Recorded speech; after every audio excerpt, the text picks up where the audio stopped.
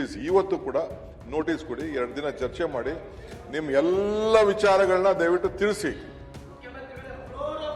ಸಿದ್ದರಾಮಯ್ಯ ಅವರು ಒಪ್ಕೊಂಡಿದ್ದಾರೆ 89 ಕೋಟಿ ಅಂತ. ಸರಿಯಪ್ಪ, 89 ಕೋಟಿ ನಡೆದಿದೆ ಭ್ರಷ್ಟಾಚಾರ, 187 ಕೋಟಿ ಅಲ್ಲಂತ ಫ್ಲೋರ್. ಅದಕ್ಕೆ ನಾಗೇಂದ್ರಂದು 85 ಕೋಟಿ ನಡೆದಿದ್ಯೋ 90 ಕೋಟಿ ನಡೆದಿದ್ಯೋ ಏನಾಗಿದ್ಯೋ ಅಂತ ಜಸ್ಟ್ ನೀವು ಕ್ಲೀನ್ ಆಗಿ ಡಿಸ್ಕಸ್ ಮಾಡಿ. ಅಲ್ಲ, ಮುಖ್ಯಮಂತ್ರಿಗಳ ಒಪ್ಕೊಂಡ್ರೆ ಮತ್ತೆ ಅದಕ್ಕೆ ಮಾಡಿ, ನೀವು ಅದನ್ನ ಹೇಳಿ. ಮುಖ್ಯಮಂತ್ರಿಗಳ ಒಪ್ಕೊಂಡ್ರೆ ಮತ್ತೆ ಯಾಕೆ ನೀವು ತಗೊಂಡ್ರೆ? ನಿಮ್ಮ ಸೀಟಲ್ಲಿ ಕೂತ್ಕೊಂಡು ಏನಾಯ್ತು ಅಂತ 2 ವರ್ಷ 2 years we have kept the minister out to inquire about this.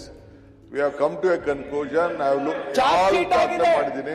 Charge sheet ಆಗಿದೆ. ಈಗ ನೋಡಿ, ನಾನು ಯಾರ್ಯಾರು ಸೆಂಟ್ರಲ್ ಮಿನಿಸ್ಟ್ರು, ಯಾರ್ಯಾರು ಸ್ಟೇಟ್ ಮಿನಿಸ್ಟ್ರು, ಯಾರ್ಯಾರ ಮೇಲೆ ಕೇಸ್ಗಳಿದೆ, ಹೆಂಗ್ ನಡೀತು, ನಾನು ಹೆಸರುಗಳೆಲ್ಲ ನಾನು ಹೇಳಿದ್ರೆ ನಿಮ್ಗೆಲ್ಲ ಬೇಜಾರಾಯ್ತದೆ.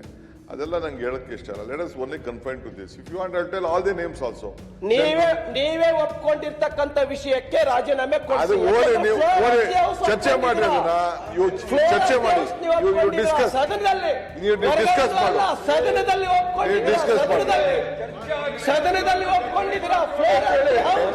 ಮಾನ್ಯ ವಿರೋಧ ಪಕ್ಷ ನಾಯಕರೇ, ಮಾನ್ಯ ಮುಖ್ಯಮಂತ್ರಿಗಳು ಸಂಸದೀಯ ವ್ಯವಹಾರಗಳಲ್ಲಿ ಯಾವ ರೀತಿಯಿಂದ ನಡ್ಕೋಬೇಕು ಅನ್ನೋಂಥ ವಿಚಾರವನ್ನ ಸ್ಪಷ್ಟವಾಗಿ ಹೇಳಿದ್ದಾರೆ.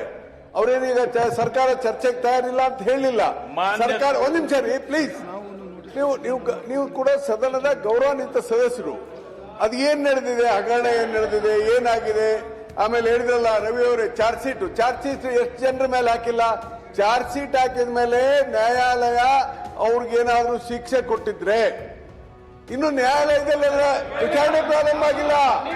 ಆಮೇಲೆ ಎಷ್ಟು ಜನ ಬಿಜೆಪಿ ಎಂಪಿಗಳ ಮೇಲೆ, ಎಷ್ಟು ಜನ ಮಂತ್ರಿಗಳ ಮೇಲೆ ಜಡ್ಜ್ಮೆಂಟ್ ಮಾಡಿದ್ದಾರೆ. ಮಾಡೋಣ, ಅದಕ್ಕೆ ಅವಕಾಶ ಕೊಡಿ, ಅದಕ್ಕೆ ಅವಕಾಶ ಕೊಡಿ. ಮಾತಾಡಿ,